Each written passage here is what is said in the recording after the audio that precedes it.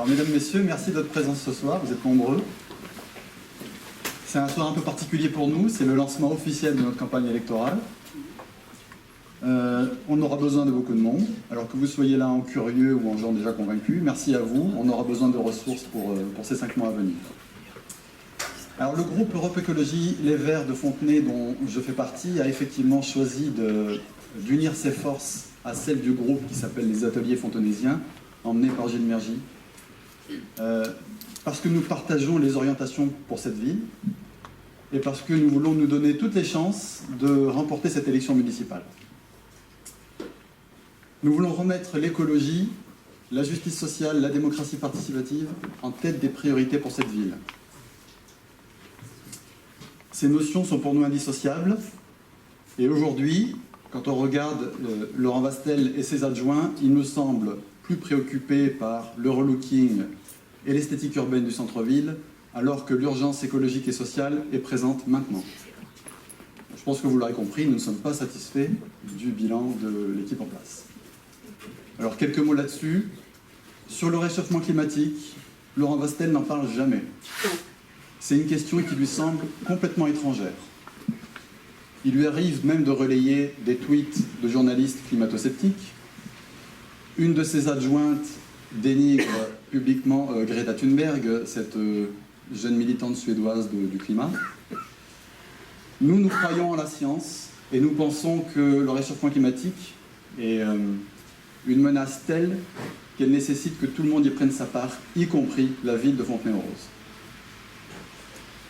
Sur les déplacements, Laurent Vastel et son équipe donnent la priorité à la voiture individuelle en ville. Ils ont transformé un parking devant le château La Boissière, un parvis piéton, devant le château La Boissière en parking automobile. Il met en doute les études sanitaires qui démontrent l'impact sur la santé de la pollution de l'air. Il attaque en justice la ville de Paris pour avoir piétonnisé les voies sur berge. Il refuse d'appliquer les restrictions de circulation sur les véhicules les plus polluants qui sont prévus par la métropole du Grand Paris, ce qu'on appelle la zone à faible émission. Nous croyons aux études épidémiologiques. Il y en a 4 à ce jour en France et en Europe qui ont évalué l'impact de la pollution de l'air sur la mortalité et qui le chiffrent entre 35 000 et 67 000 morts par an en France. C'est considérable. Nous voulons agir non pas contre l'automobile, qui peut parfois s'avérer nécessaire, mais pour faire la promotion des modes de déplacement non polluants. Nous voulons une ville moins bruyante, moins polluée, plus apaisée, qui donne plus de place aux piétons, aux cyclistes, aux usagers des transports en commun. Bref, une ville où il fait bon déambuler, marcher, faire ses courses.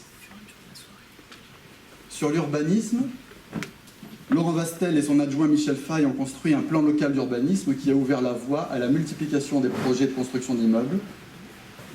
Par exemple, celui au fond de la place de Gaulle.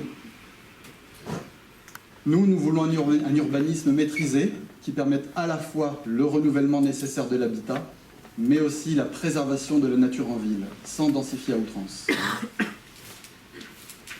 Sur les logements sociaux, alors Laurent Vastel et son équipe disent souvent qu'il y en a trop dans la ville. Nous ne considérons pas les habitants des logements sociaux comme des indésirables.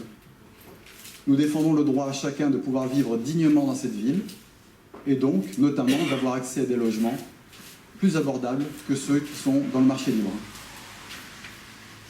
Sur les investissements, Laurent Vastel dépense beaucoup d'argent pour des travaux comme par exemple la place de l'église, qui n'était pas particulièrement en mauvais état.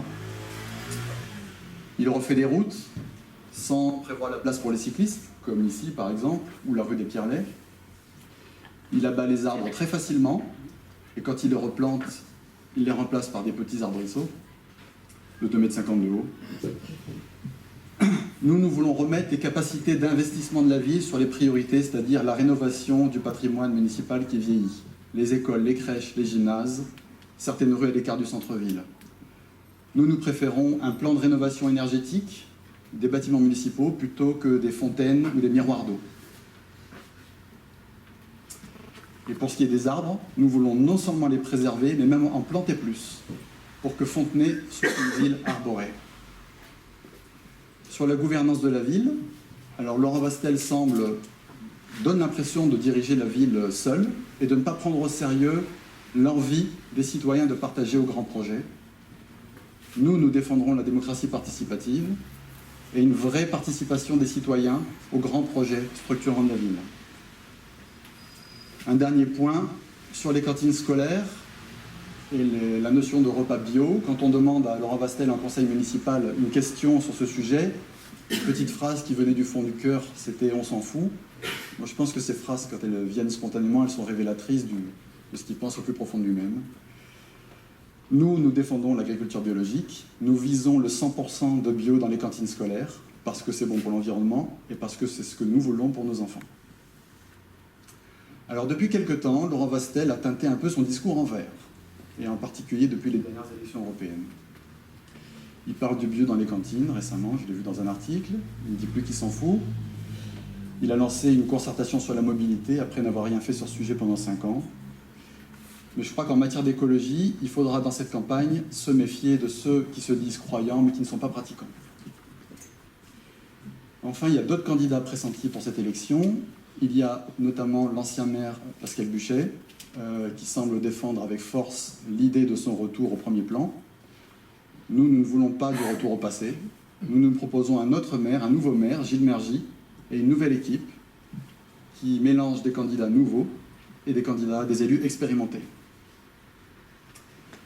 Parmi les autres candidats, les époux Michel Fay et Suzanne Bourdet et leur groupe dit associatif et citoyen. Ils se présentent en opposant à Laurent Vastel. Pourtant, ils l'ont fait élire il y a 5 ans. Ils ont soutenu toute sa politique pendant près de 4 ans. Ils sont à l'origine du plan local d'urbanisme, que nous sommes nombreux à avoir dénoncé. Ils ont voté, moins de 2 ans après leur élection, la forte hausse des impôts, alors qu'ils avaient juré la main sur le cœur qu'ils ne le feraient jamais. Alors, quel crédit peut-on leur apporter dans cette campagne? La campagne commence donc ce soir. Moi, je vais arrêter là. Nous ferons une campagne sur le bilan, ce que j'ai essayé de faire un peu ce soir, sur les idées, sur le projet. Nous respecterons les candidats sur leur personne, comme nous respectons chaque Fontenaisien. Et nous ferons tout pour que l'année prochaine, les Fontenaisiens et l'équipe municipale qu'ils méritent, c'est-à-dire celle dirigée par Gilles Mergy. Merci.